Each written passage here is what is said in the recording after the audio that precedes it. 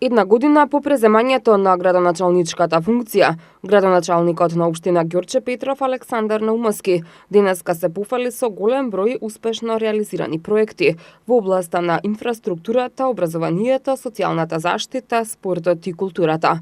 Посебен акцент локалната власт изминатава година стави на подобрување на патната, водоводната и канализационата мрежа, при што, како што рече Наумовски, реконструирани се повеќе од 30 улици, а голем број семејства од Волково се приклучени на канализационата мрежа, додека пак многу наскоро се очекува да финишира и проектот за изградба на водоводна мрежа во Никиштани. Во годината наназад реконструирани се повеќе од 30 улици. Поставен е нов асфалт во должина од 29 километри, а опфативме со бекатон, патеки и помали улички во должина од 5 километри. Успеавме за кратко време, за голем број домаќинства, да обезбедиме фекална канализација, но и да поставиме атмосферска онаму каде што имаше големи проблеми при силни врнежи. Во селото Никиштани веќе се поставува нова водоводна мрежа во вредност од околу 5 милиони денари.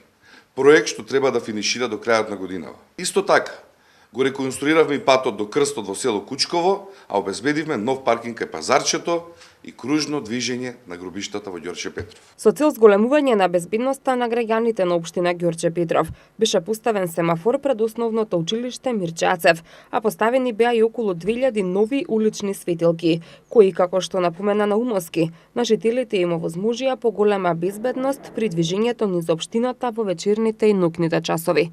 До сега променивме и поставивме приближно 2000 нови улични светилки.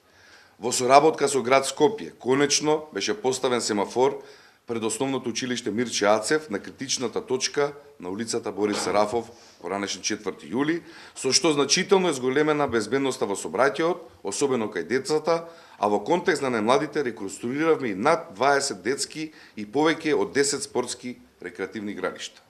Општина Ѓорче Петров изминатава година посветено работеше и на обезбедување поволни услови за најмладите жители, со тоа што обезбеди бесплатна ужинка за сите првоодделенци. Реконструирана е спортската сала во основното училиште Димитар Поп Георгиев Беровски, а во тек е и постапка за обезбедување на капацитети за децата од предучилишна возраст. Во тек е постапка за изградба на 3 нови занимални за проширување на градинката кај основното училиште Мирче Ацев, со капацитет на прием од 60 до 100 деца, а ангажиравме покрај согласностите за нови вработувања од страна на Министерството за труд и нови 13 неволгователки кои се плаќаат од општината, воведоме и социјална патролна служба и организиравме неколку големи хуманитарни акции за помош на нашите сограѓани.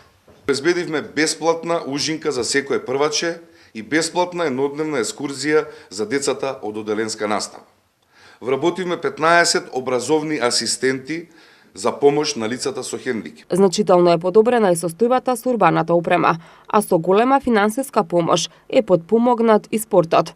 За прв пат годинава беше организирана и културната манифестација Звуци на културата. За прв пат годинава Ѓорче Петров со манифестацијата Звуци на културата доби современ и модерен лик по европски примери. Исто така, прв пат општината спроведе проект во делот на енергетска ефикасност, односно за промена на фасади и кровови на згради со 30% субвенции од страна на општината. Аплицирањето е се уште во тек. Со околу 4 милиони денари вкупно досега, значително помагавме за враќање на ФК Македонија Ѓорче Петров во првата лига и се уште финансиски му помагаме на клубот кој е наша гордост. Го стабилизираме ФК Волково, помогнаме за враќање на ракометот, поставивме над 10 нови клупи, чешми, корпи за отпадоци и огради на локации низ целата општина. Отворивме и стурена канцеларија како мини општина во Волково и земјоделска канцеларија во Новосело. Помеѓу позначајните проекти кои се најавени за следниот период, градоначалникот Наумовски го издвои проектот за враќање на старото корзо и изградбата на детската градинка во Волково.